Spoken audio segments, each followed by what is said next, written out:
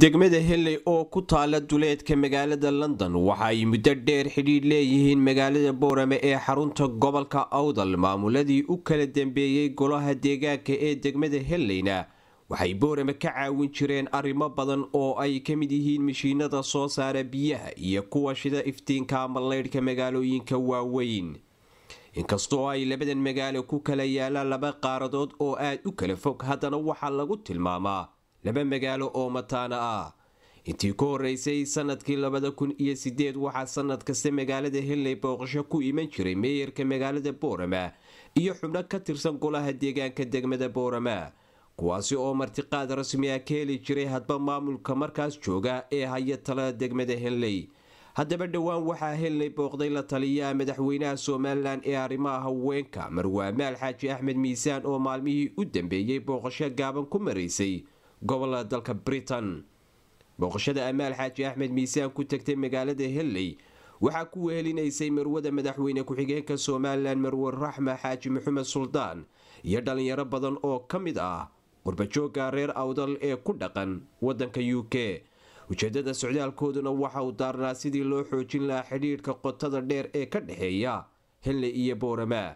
wafdiga ay hogaaminaysay la taliyaha madaxweynaha Soomaaliland ee arrimaha haweenka oo si diiran loogu soo dhaweeyay xarunta dawladda hoose ee degmada Henley ayaa mas'uuliyiintii halkaas kulamada kula qaateen oo ka mid ahaa duqa degmada Henley Kali Hinton wafdiga uu cadeeyay inay diyaar u yihiin xoojinta xidhiidhka soo jireenka ah ee ka dhaxeeya labada magaalo ee Henley iyo Boorame.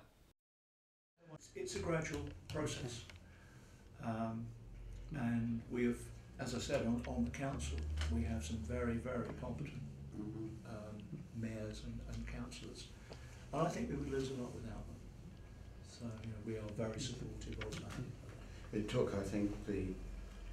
climatic effects of 2 world wars to bring this about. Yeah. Women only really started to vote after the First World War. That's right. During the Second World War, women really proved themselves because they would do all the jobs that they could do, and people said, good grief.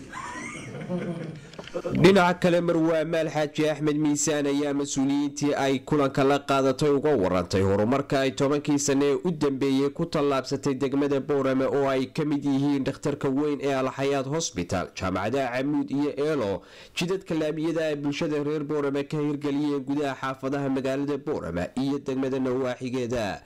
sidoo kale Marwa Maal Xaaji Axmed Miisaan ayaa mas'uuliyiinta degmada Henley ee ay kulanka la qaadatay kala hadashay in wax laga qabta baahiyaha ka jira deegaanka hoos yimaada degmada Boorame labada dhinac ee kulanku dhexmaray ayaa si wanaagsan isugu afkartay waxyaabihii ay ka wada hadleen oo dhan waxaana ay ballanqaad buuxa ku qaadeen inay mustaqbalka dhow iyo ka dheerba yeeshaan iskaashi fiican oo joogta xubnaha wafdigu intii ay ku sugnaayeen gudaha magaalada Henley waxay dalxiis ku soo mareen goobaha caanka iyo meelaha gaarka u ah degmada Henley sida madxafka weyn ee lagu kaydiyo taariikhda dadkaas ahaan u dhashay degmada Henley webiga dhexmara magaalada si kastaba ahaatee kulanka labada dhinac ku dhexmaray magaalada Henley waxa uu ku dhamaaday is-afgarad wanaagsan iyo jawi farxadeed oo taariikhi ah Cabdirasaaq Camuudi magaalada London.